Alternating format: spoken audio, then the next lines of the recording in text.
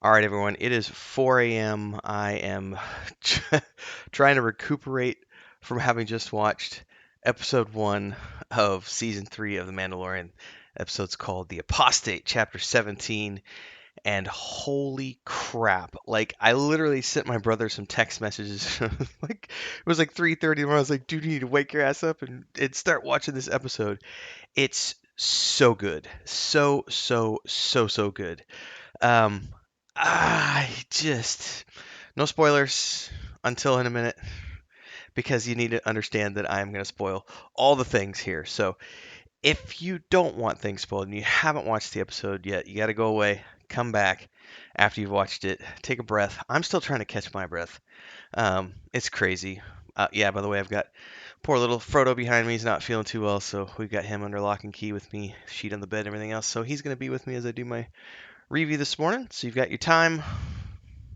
This is it. Last chance. We're going to dive in 3, 2, 1. All right, I got my show notes here. Chapter 17, The Apostate. So, remember how epic the lightsaber sequence was in Obi-Wan with Obi-Wan versus Darth Vader? Like, the best lightsaber scene that I've seen probably since the Obi-Wan versus Darth Maul scene back in Phantom Menace. The dogfight sequence towards the end of this episode has got to be the best dogfight sequence I have seen in a Star Wars anything, apart from that intro in Revenge of the Sith when they just are, getting onto the ship and everything else with Obi-Wan and Anakin. Um, oh wow, where do I even start? This episode, this is everything about Mandalore and Mandalorian religion and who the Mandalorian is, who the Mandalorian people are, the quest to the planet. This is a Mandalorian heavy episode, and oh my god, this season is already shaping up to just be. Mm. So we start off with the armorer. She's doing something here, and she's forging and forging, and finally we find she's making a helmet. And then as we realize what's going on here, we see the drums, the ceremony, a bunch of Mandalorian youths lining this beach, and at the end, a child, a teenager, with his face visible. This is the rite of passage for the Mandalorians in this, the Children of the Watch, I believe, is what their group is called, who are the super zealous sect of Mandalorians who never reveal their helmet. We find out that Jin is a part of that group. Bo-Katan thinks they're crazy, and she thinks she's one of the modern Mandalorians. And that's all stuff from previous seasons. If you haven't watched them, you need to. So we're getting to watch this rite of passage for the people who are part of the Child of the Watch group.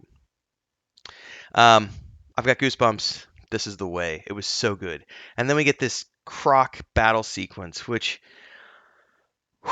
honestly, it felt a little too long in a couple of places, but it still was really impactful for showing how the Mandalorians work as a group. And it kind of felt like a raid fight in an MMORPG. But then as it got towards the end, we get this opening shot and the music hits, and it's the Mandalorian. It's Din Djarin in his Naboo speeder, and he's choo choo choo choo choo, lasers blasting on the crocodile. What a fucking entry! Just so good, and the music's just kicking off, da da da da da da da da, and then it rolls, hits that title screen. It was one of the coolest intros I've ever seen. Next sequence, we've got Grogu. Just so cool.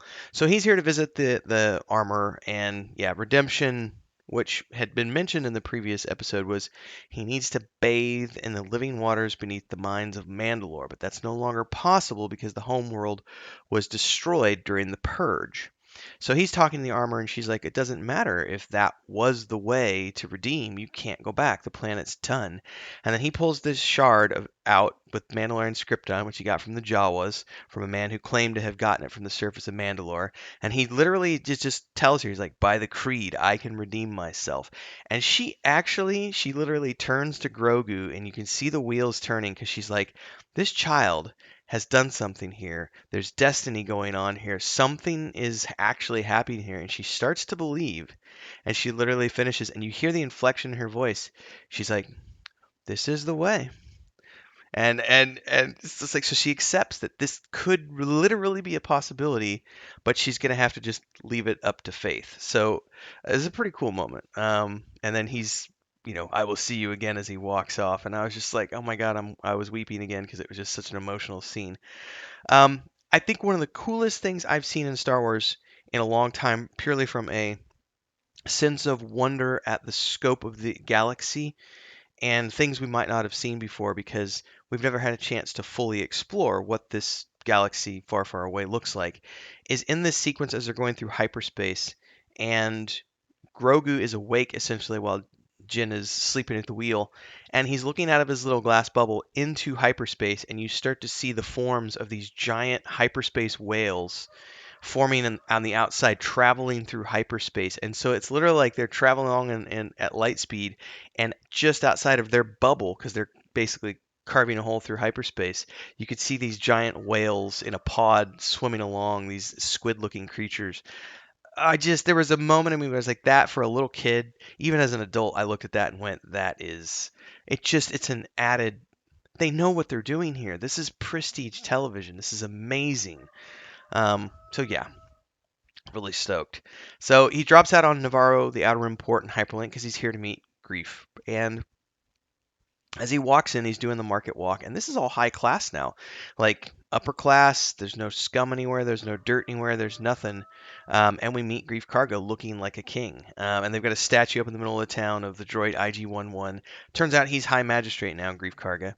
And things are going good. They've got mining, all sorts of trade. He offers Mando a piece of land, and he's like, "Look, man, you can retire here, right there, have a mine, you and the kid." And he's like, "It's not a kid. His name's Grogu." And Grief's like, "Oh, whatever." And then I love this sequence, which we saw on social media a few weeks ago, of Grogu spinning in the chair while Grief is giving him his pitch. And then he's like, "I thought you finished your mission with the kid," and Grogu's like, grabs one of the Skittles and um, middle of the conversation, pirates in the courtyard. These guys have come back and they want to go to where this bar used to be, have a drink, but it's now a school. And there is a showdown here with Grief Karga, and it's very much reminiscent of the old westerns. And the Mando just kind of leans up against the wall and watches as this unfolds. And Grief has a shootout, and he wins and shoots the blaster to the guy's hand. But then the guy looks to his four other dudes and directs them to kill Grief, and the Mando comes in action and pew, pew, kills two of them while Grief kills the other two. And it was epic. It was really, really, really epic. And this is where Grief gives him his next pitch. Like, I need a sheriff. I need a marshal here. And they explain Cara Dune out of the picture here by saying she was recruited by Special Forces. That's why she's no longer here as the marshal. Ultimately, Grief is disappointed, but he understands that Mando is still on a mission. And turns out he wants to rebuild IG-11 to help him explore the planet of Mandalore. And so we get this rebuilding montage, which ends with the droid trying to kill them, the upper part of his body trying to kill them because his programming reverted. And so now it's time to find someone who can repair the droid and fix his programming. And we meet the mechanics, who are the Anzelians. And honestly, I felt like we're getting a throwback to Men in Black vibe here, but we've seen them before. You're right, buddy. He's not sick, by the way. He got tore up by a male cat and one of the big toms who roams in the woods. And so he's got his head's all messed up, and he's got scratches and bite marks and bites in his stomach. And it's been about a week, but he's been nonstop scratching at things, and he won't let them heal. So we finally had to put um, the some of them have healed, but not all of them. So we had to put the collar on him last night. Anyway, I got sidetracked, guys. I saw him moving behind me, so I wanted to pause real quick. So we've seen the Azelians before, the Anzellans, sorry, and I love the miniature work here. It's really well done in the show, as always. But they're all sitting here like, we can't fix this. Baidu droid, this one Pulu.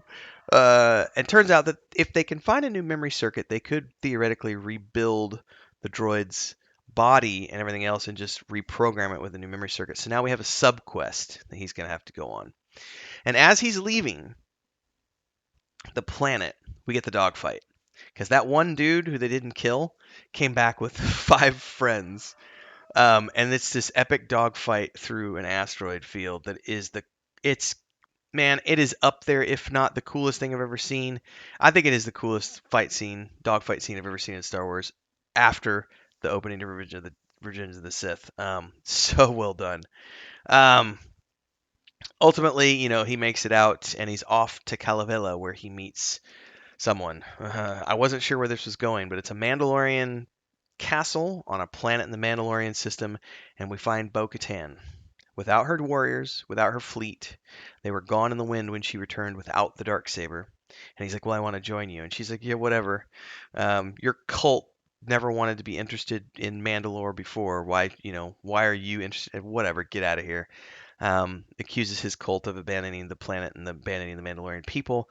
She does find herself at least intrigued enough about his mission to tell him where he could find the mines, even though she does see it as superstition. And as he thanks her and walks away, she just says, "Goodbye, Din Djarin." Like, she doesn't think he's coming back from this. Like, she sees this as a lost cause. So what an episode. It's 15 out of 10 for me. Like, I wept multiple times at the emotional highs that I got here, and just the focus on the Mandalorians, that rite of passage at the beginning, the dogfight sequence, the shootout, like the actual throwdown, like one-on-one Grief Karga against this pirate, and then the resulting pew, pew, pew, pew, as they shoot down four dudes, fast draw style. This had some of the coolest. This is why the Mandalorian is like the premier Star Wars television that they're producing, because it's just so damn good. Like, subscribe, hit the bell icon so you never miss an update as I review this and other shows in Star Wars and beyond. Support if you can with memberships, super chats, super stickers, super thanks. You can choose your own amount, drop a programmed amount. Click down there. There's like 3 programmed amounts, or you can choose your own 15, 50, whatever you want to do. There's also a Patreon page. We have a Discord.